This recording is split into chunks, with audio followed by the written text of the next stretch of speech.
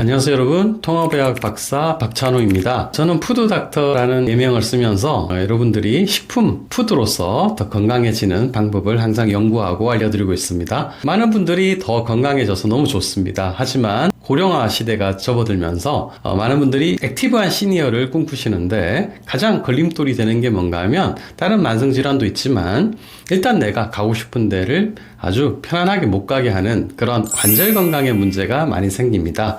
퇴행성 관절염, 류마티즘, 관절염 이런 것들이죠. 병원에 가서 치료도 받으셔야 되죠. 하지만 병원에서 다 해주지 못하는 그런 예방적인 것과 치료를 받으면서 먹어야 될 관절이나 뼈에 좋은 영양소와 음식 사후에 계속 관리할 수 있는 그런 방법을 오늘 알려드리도록 하겠습니다.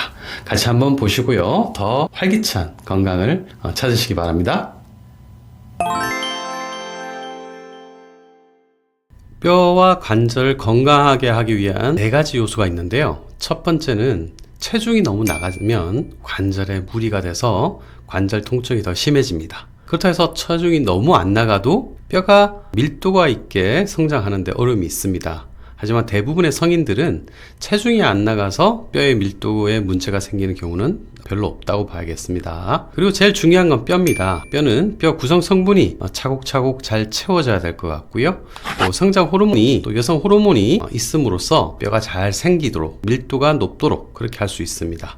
그리고 가장 문제가 많이 생기는 관절입니다. 관절은 관절의 구성 성분도 있어야겠지만 또 거기에 염증이나 통증이 생겼을 때 그것을 억제하는 성분도 같이 넣어주면 좋겠습니다. 그리고 근육입니다. 근육은 관절 주변을 에워싸기 때문에 근육, 힘줄, 인대 요 모든 것이 제대로 건강하게 된 상태면 관절의 질병을 예방할 수도 있고 증상도 완화시킬 수 있겠습니다.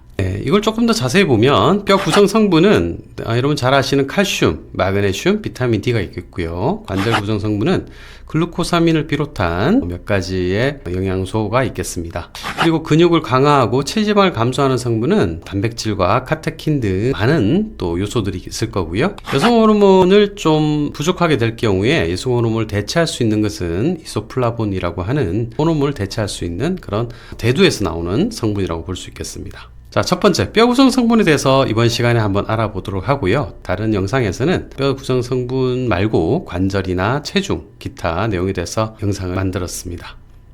먼저 뼈는 이렇게 보시다시피 칼슘과 같은 무기질이 약 반 정도를 차지하고요. 그 다음에 콜라겐과 같은 유기질이 또 35%를 차지하고 나머지는 수분입니다.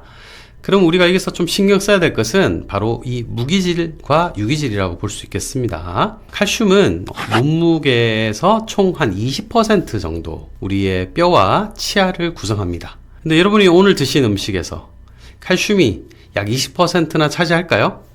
아마 그렇지 않을 겁니다. 이유는 우리가 먹은 음식 중에 칼슘 같은 것들은 차곡차곡 쌓여가지고 꼭 필요한 곳에 딱 저장이 되기 때문입니다. 칼슘은 또 어디 저장되냐면 대부분은 뼈, 인체 칼슘의 분포는 약 99%는 뼈고 나머지 1%가 혈액이나 근육인데 특이하게도 1%밖에 안 되는 칼슘을 포함한 마그네슘과 같은 이런 미네랄의 분포가 혈액의 항상성을 딱 지켜줘야 되는데 그게 안 채워질 경우에는 칼슘 부족 현상이 생길 수 있습니다. 칼슘이 부족한 사람이 있으려고요 라고 할 수 있는데 일반 성인들도 많이 부족하지만 특히 태아를 가지는 임산부나 수유 여성이 태아에게 주기 때문에 본인도 부족할 수 있고요. 또 한창 성장기에 있는 아이들, 왕경기, 폐경기 전후의 여성들, 그리고 채식을 많이 하시는 분들, 또 하나 빠졌는데 제산제를 많이 드시는 분들, 이런 분들은 칼슘의 흡수가 아예 적거나 아니면 칼슘의 흡수를 막아주기 때문에 부족할 수 있습니다. 칼슘이 부족하면 많은 증상들이 생기는데요. 우리가 알고 있는 뼈 관련된 골다공증을 비롯하여 혈관에 관련된 고혈압, 동맥경화, 그리고 석회화, 그 다음에 근육통, 생리전 증후군, 불안 이런 현상까지 생길 수가 있습니다. 자, 혈액 내에 미네랄이 결핍할 경우에 어떻게 하냐면 일단 칼슘이 너무 나가지 않게 조절할 수 있습니다. 예를 들어서 신장은 혈액을 걸러주는 곳이죠. 그런데 신장에서는 칼슘이 다 나가지 않도록 재흡수를 시키고요. 또 소장에서도 비타민 D 합성을 증가시켜서 칼슘의 흡수를 또 증가시킬 수 있습니다. 너무 부족할 때는 우리 몸에서는 도저히 못 견디겠다, 대출이라도 하자 해가지고 누구한테 대출 받나 하면 바로 우리 몸에 칼슘을 많이 가지고 있는 그 저장 창고가 있어요. 어디입니까? 바로 뼈죠. 뼈한테 부감사성 호르몬에서는 파글세포를 활성화시켜서 칼슘을 혈액으로 보내게 만듭니다. 그러면 상대적으로 뼈는 약화되겠죠. 칼슘 패러독스란 말이 생겼습니다. 이게 모순, 역설이란 뜻이잖아요. 실제로 칼슘은 적기 때문에 뼈는 텅텅 비고 있는데 다른 데서는 칼슘이 늘어나서 우리 몸에 석회화를 만든다든지 그런 불균적인 현상이 생기는 것을 칼슘 패러독스라고 합니다. 그럼 어떤 사람이 석회화 건염이 생기는지 한번 보겠습니다. 일단은 그분은 몸에 산성화가 돼 있습니다. 그러니까 알칼리성 음식이나 이런 미네랄을 충분히 섭취하지 않으시고 고기라든지 과자라든지 아니면 정제된 탄수화물이라든지 술이라든지 이런 걸 많이 드시면 체내가 상성화됩니다. 그러면 혈관 내에서는 알칼리가 부족하다는 SOS 알람이 울리고요. 가장 가까운 뼈에서 칼슘을 가져오면 혈관 내에서는 칼슘이 과잉되고 남은 것은 뼈에 줬어야 되는데 가장 가까운 곳은 혈관이잖아요. 혈관 주변의 세포에 쌓이는 거죠. 그게 대부분 근육입니다. 그럼 석회화 건염이 생기겠죠. 이를 보면 내가 석회화 건염이 생기는 이유는 다른 요인도 있겠지만 내가 애초에 칼슘 같은 미네랄을 많이 먹지 않아서 생겼다라고 생각하신다면 여러분이 뼈 건강에 또는 이 근육의 석회화를 줄일 수 있겠습니다. 그러면 이제 알칼리성 몸 만드셔야죠. 일단 미네랄, 칼슘, 마그네슘을 좀 드시고요. 또는 영양제나 음식으로 잘 못 드시는 분들은 평소에 드시는 허브차에 칼슘이나 미네랄들이 좀 있을 수 있으니까 좀 드셔도 좋겠습니다. 마그네슘 말 나온 김에 마그네슘도 한번 보겠습니다. 마그네슘은 또 뼈와 세포의 6대 4 정도로 가지고 있고요. 이 마그네슘을 좀 많이 안 드셨을 경우에 각종 문제가 생기는데 정제 탄수화물 중심의 식사를 많이 하시는 분들, 술, 항생제, 이뇨제를 많이 드시고 당뇨가 있는 분들, 그런 분들이 마그네슘 흡수가 적습니다. 마그네슘은 뼈 치아를 구성할 뿐만 아니라 신경과 근육의 릴렉스를 시킵니다. 이완 작용을 시키기 때문에 혈압에 좋고요. 또 심장도 좋겠고요. 그리고 당뇨, 인슐린 수용체에 필요하기 때문에 당뇨도 개선할 수가 있습니다. 그런데 칼슘과 마그네슘은 그 비율이 중요한데요. 이 두 가지가 기량작용, 서로 반대적인 작용을 합니다. 그래서 내가 칼슘이 좀 부족한 것 같아서 칼슘으로 너무 주면 또 마그네슘의 기능이 떨어지거든요. 그래서 딱 1대1 정도가 가장 좋다라는 그런 과학적인 연구 결과가 있으니까 일단 우리가 영양제로 드신다면은 이게 1대1로 구성된 영양제를 드시는 게 가장 좋겠고요. 두 개가 같이 들어있는 게 가장 좋다고 할 수 있겠습니다.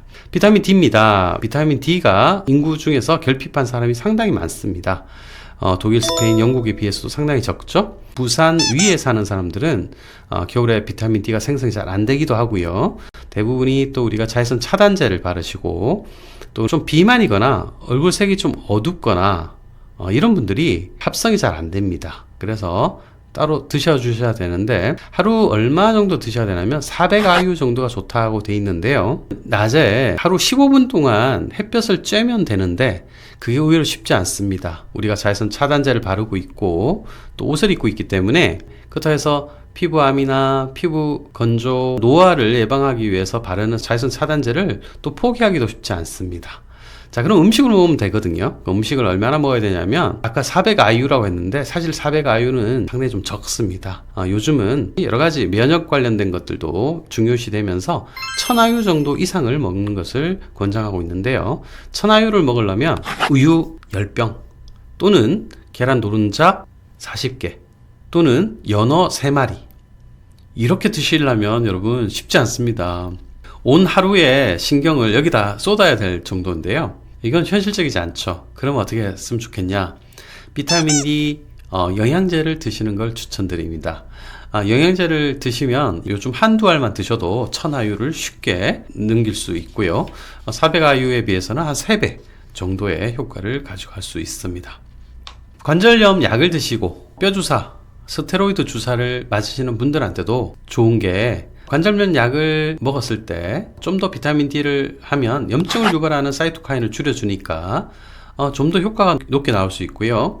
스테로이드 약이 내성이 생길 수 있는데 뼈 주사에 비타민 D를 같이 드신다면은 스테로이드 수용체 재생이 증가되기 때문에 내성이 줄어들어서 효과를 더 볼 수가 있습니다.